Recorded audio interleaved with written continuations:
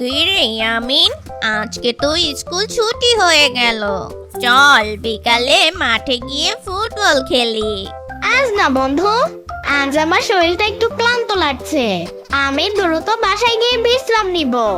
আচ্ছা ঠিক আছে, তাহলে কালকে দেখা হবে। সাবধানে বাসায় যাস। ঠিক আছে বন্ধু, আল্লাহ হাফেজ। আরে ওই তো দাদু অনেকক্ষণ যাবত দাঁড়িয়ে আছে। ওনার মনে হয় খুব কষ্ট হচ্ছে। ব্যাগগুলো অনেক বড় লাগছে।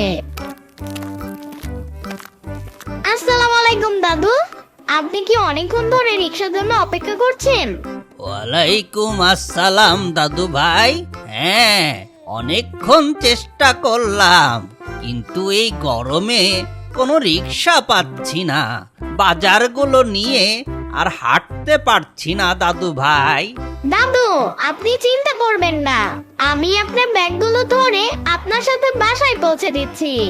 দিন, ব্যাগটা আমাকে দিন। না না দাদু ভাই, তুমি ছোট মানুষ, তোমার অনেক কষ্ট হবে। কোনো কষ্ট হবে না দাদু, আপনি আমার সাথে সাথে আস্তে আস্তে হাঁটুন, আমি ব্যাগগুলো নিয়ে যাচ্ছি।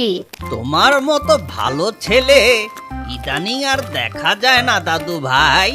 সবাই এখন ফোনের মধ্যে মুখ গুজে থাকে, চারপাশের মানুষের কথা কেউ ভাবে না। আম্মু আমাকে শিখিয়েছে দাদু, বয়স্কদের সম্মান করা আর সাহায্য করা আমাদের দায়িত্ব। আপনি আমার দাদার মতন। তোমার মা তোমাকে খুব সুন্দর শিক্ষা দিয়েছেন। মনে রেখো বাবা, মানুষের জন্য কাজ করলে মন অনেক শান্ত থাকে। আর ছোটবেলার এই ভালো অভ্যাসগুলোই তোমাকে বড় হয়ে একজন আদর্শ মানুষ বানাবে। দাদু, আপনি আমাদের বাসায় একদিন বেড়াতে আসবেন কিন্তু। আমার আম্মু অনেক সুন্দর পিঠা বানাতে পারে, পিঠা খেয়ে যাবেন। অবশ্যই আসবো দাদু ভাই। তোমার এই সুন্দর ব্যবহারের জন্য আমি তোমাকে একটা গল্প শোনাবো যখন আসবো।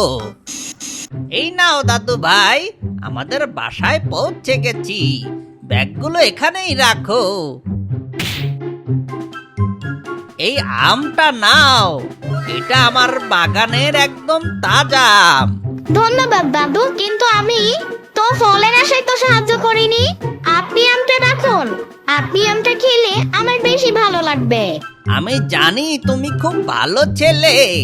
এই ফলটা হলো তোমার প্রতি আমার ভালোবাসা। এটা নিলে আমি খুব খুশি হব। আচ্ছা দাদু, তাহলে আমি আমটা নিচ্ছি। অনেক ধন্যবাদ আপনাকে। আসি তাহলে, আল্লাহ হাফেজ।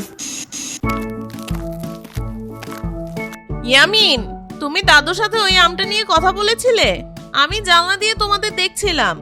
আম্মু, দাদুর খুব কষ্ট হচ্ছিল ব্যাগগুলো নিয়ে আসতে। আমি ওনাকে সাহায্য করেছি।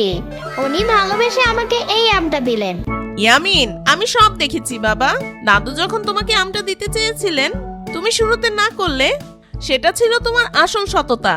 বড়দের সাহায্য করে প্রতিদান আশা না করাটাই হলো মহত্ব।